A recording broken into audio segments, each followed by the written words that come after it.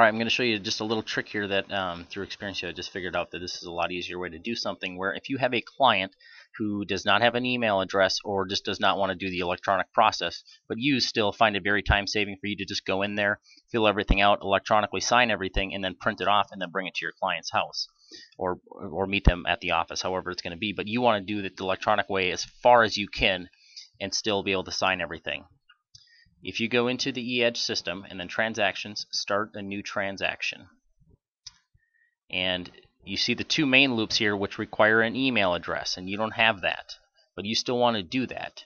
Normally what you would do in this situation is use a basic loop.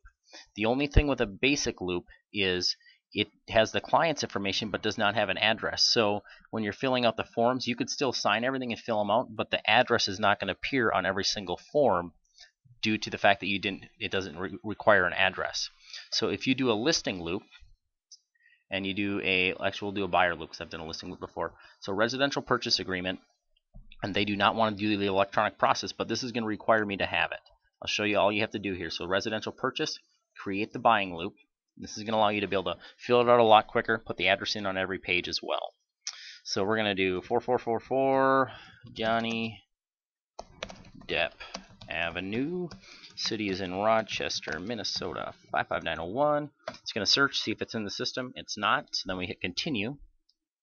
And then it's going to bring us to the form library, and that'll all be in there. Hit create the loop, and that will create the loop. And now it's going to ask for that client's information, and unfortunately I don't have an email address. And it gives you the option for the new client, and this is, let's do Johnny Depp here as well. Depp, and I don't have his email address, so just put in need email and then put a number after it, because you may have more down the road, like 66@gmail.com. That way, because this client's going to go into your database, this will be on his email record, so when you're pulling up his profile, you can see you still need to get his email address, so when you're doing some follow-up with them, you can possibly get that down the road. Maybe they now have an email address or whatever it is.